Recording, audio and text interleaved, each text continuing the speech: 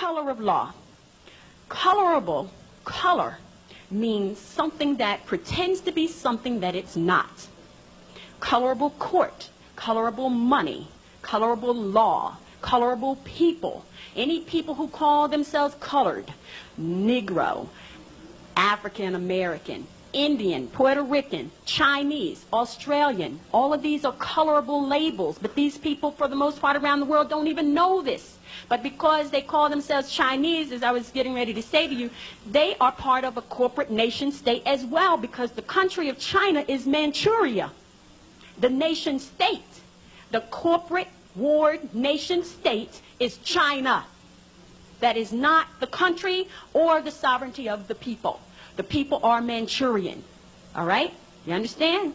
Say anybody who wants to call themselves Puerto Rican. Puerto Rico is a corporate nation state. It is a private, non-profit corporation that has a charter issued by the Moors, where they have the authority to conduct commerce and trade on the island of Borncano. Boricua. Right? Boricua. That's the name of the people. Borncano is the name of the island. Puerto Rico is the private non-profit corporation that has the charter to operate within the geographical boundaries of Borncano. Most Puerto Ricans don't even know that. I go around telling people all the time, you're not this, you're not that. This is who you really are, because people have grown up into slavery for generation after generation in all these corporate nation states who belong to the United Nations, which is a private non-profit corporation, trade association for nation state corporations. Got it? In order to belong to the United Nations, you have to be a corporate ward state, nation state. Otherwise, they don't want you. And they will go to war against a country and take the people out of their sovereign capacity and say they're setting up democracy all around the world so that they can take people out of their sovereign capacity and take them away from the law and impose corporate statute on them. And that's exactly what they do. All right? Now, color of law is in full swing all around the world. All around the world. And they have a clique where they're all intermingled and they all agree to participate together in this game. Right? Now, it doesn't matter where you go.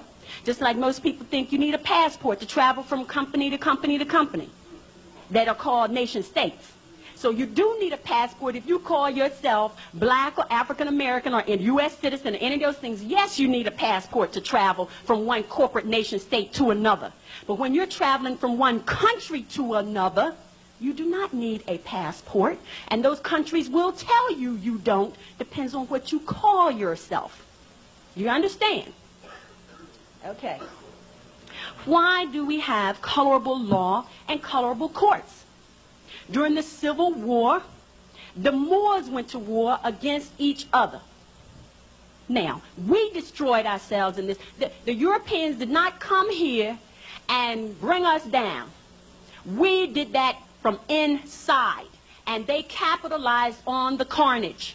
Do you understand? All of these buildings all around here, as I told in class last night, they're ours. They belong to us. They're ancient, these buildings. There's a whole city underneath this city. They've been burned all the major cities, the major energy centers on this globe we call an earth. Our ancestors set up these energy centers that we call Philadelphia, New York, Boston, Atlanta, Detroit, right? Chicago, Miami, Phoenix, Los Angeles. They are energy centers. They're not where they are in huge, large cities just because of some coincidence. There's energy and power in these places. London, Rio de Janeiro, all right? And by the way, we're going to spell it like this, Rio de.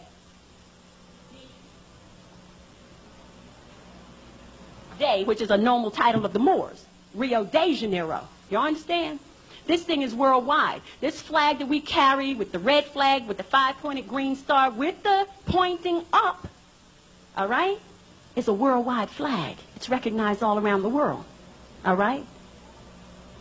So, the reason we have colorable courts and colorable law is because during the Civil War, when the Moors warred against each other, there were those who agreed to participate in the game called the corporate ward game. And there were many who made a lot of money. They got a commission on everybody they got to sign a birth certificate, because the birth certificate is a contract that puts you in slavery. And they got money. William Penn got very rich, all right? All the Quakers got very rich. All the abolitionists got very rich on this Civil War, ward state game. Robert Morris and a lot of these buildings that are named after these people in downtown Philadelphia became multimillionaires, and their ancestors are still wealthy today over the corporate war game. All right?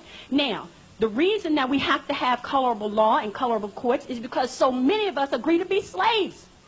We don't need colorable courts and colorable law otherwise.